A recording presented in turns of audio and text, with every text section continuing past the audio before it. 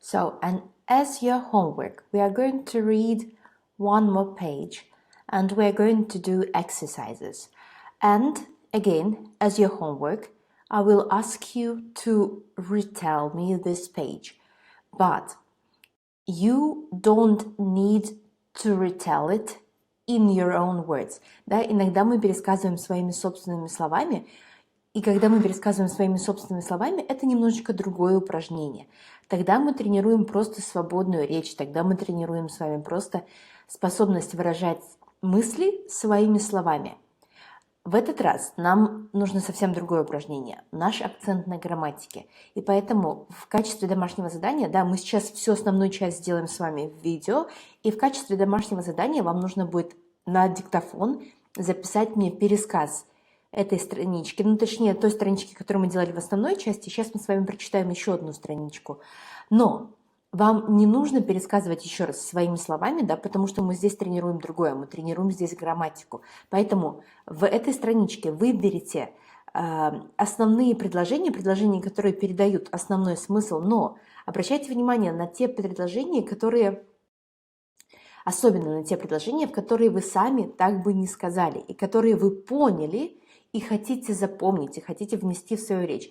При пересказе не употребляйте те предложения, в которых вы не до конца разобрались. Если вы хотите разобраться в них и употребить эти предложения, напишите мне, и только потом вы тогда их будете употреблять в вашем пересказе. Еще важно, не зазубривайте предложения. Ваша задача в первую очередь разобраться в смысле. Вот в каждом слове вы должны понимать, почему оно там стоит. И пусть это будет 5 предложений. Если можете больше, больше. Чем больше, тем лучше.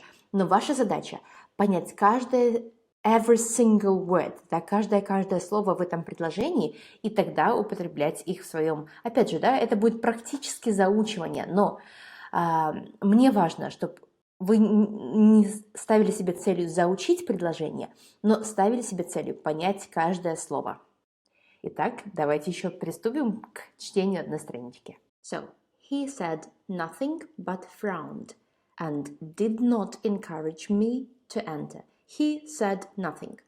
Он сказал в прошедшее время, да, past simple, неправильный глагол, nothing. Он сказал ничего. Помним о том, что в английском предложении бывает только одно отрицание, поэтому здесь либо он сказал ничего, либо мы могли бы сказать he didn't say anything, but frowned, но нахмурился, and didn't encourage me to enter, и не подтолкнул меня к тому, чтобы я вошел, не пригласил меня войти.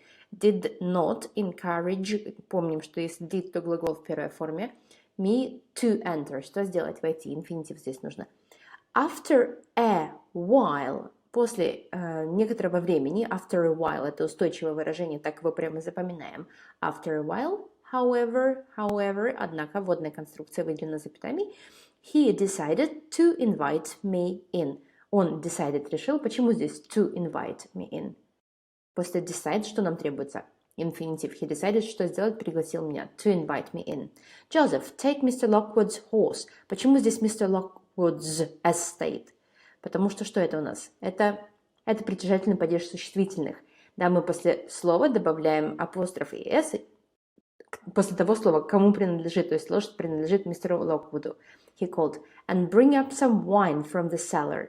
Почему some wine? Некоторое количество, неопределенное количество вина from the cellar. Почему the cellar? Почему погреб с артиклем the? Потому что, скорее всего, что он в доме один. Joseph was a very old servant. A very old. Почему a? Потому что servant, да, в единственном числе. With a sour expression on his face. A sour. С кислым expression. Суффикс шн – это суффикс чего? Существительного. Express – выражать. Expression – выражение. On his face. He looked crossly up at me as he took my horse.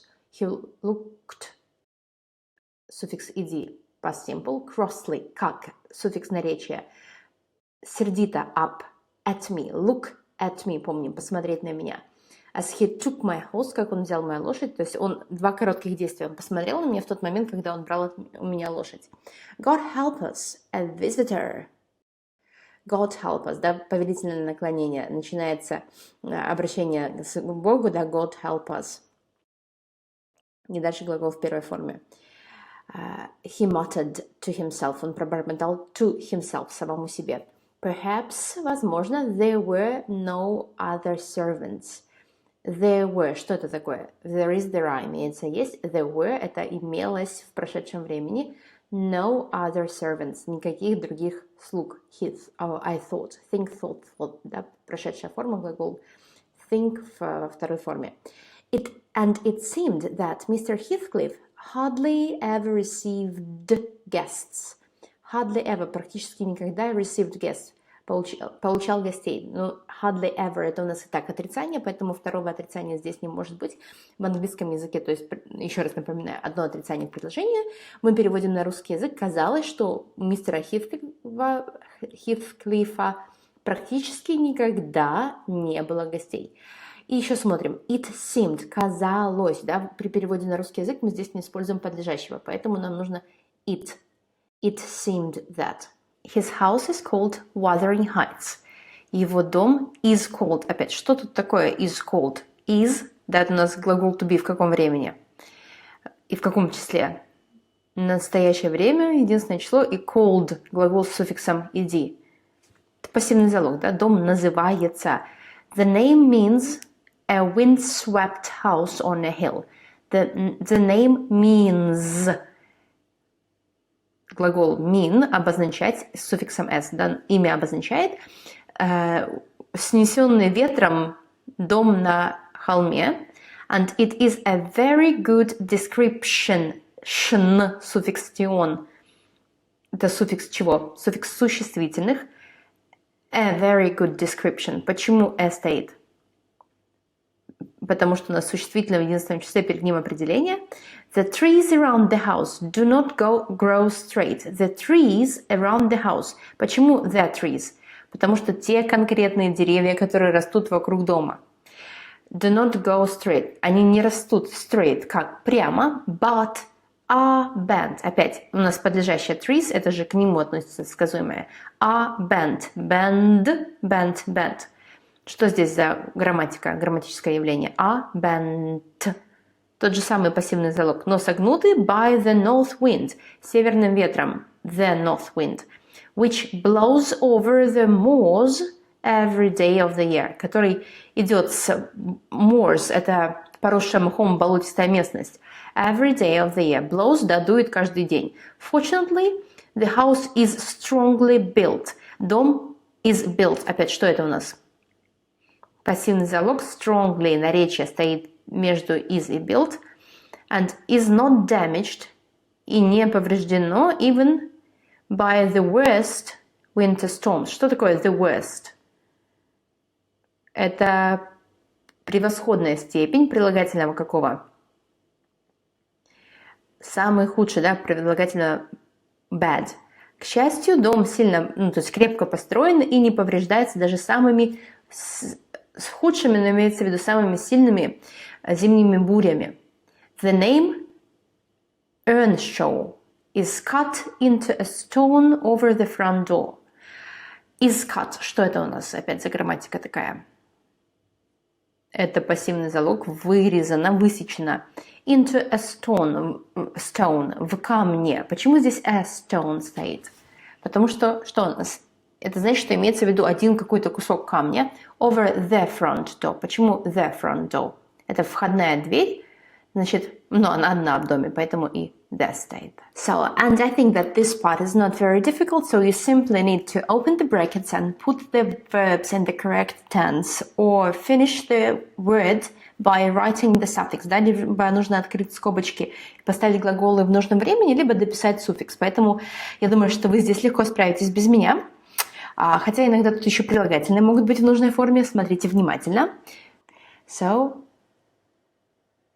yes, if you're ready, let's check. He said nothing but frowned and did not encourage me to enter. After a while, however, he decided to invite me. После decide нам нужно to инфинитив. Joseph, take Mrs. Прошу прощения, здесь должно быть Mr. Take, да, это повелительное наклонение. Mr. Lockwood's, помните, апостроф и S, это у нас притяжательный падеж.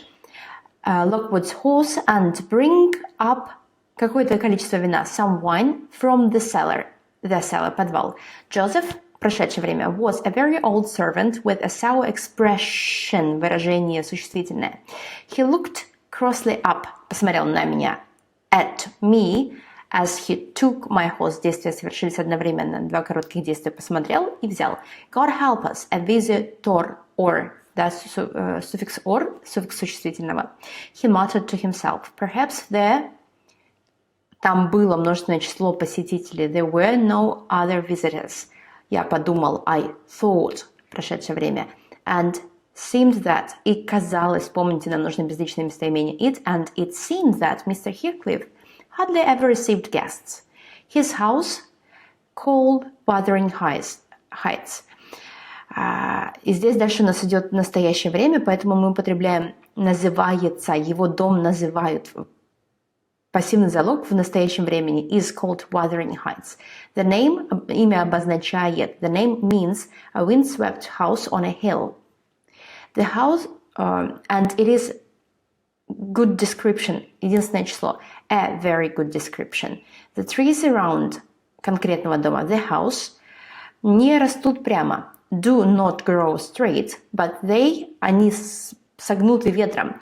They are bent by the north wind, который дует постоянно, blows over the moors every day of the year. Fortunately, the house построен крепким, is strongly built. Наречие ставится между is и built. And it is not damaged by even самые худшие из зимних бурь. By the worst of the winter storms. The name Earnshaw выбито is cut into a stone, помните, один кусок камня. Over the front door. Front door у нас обычно одна. Ну что, I thought that it was not difficult for you at all, and now you need to prepare the retelling, пересказ, но помните, мы с вами уже обсудили, каким он должен быть.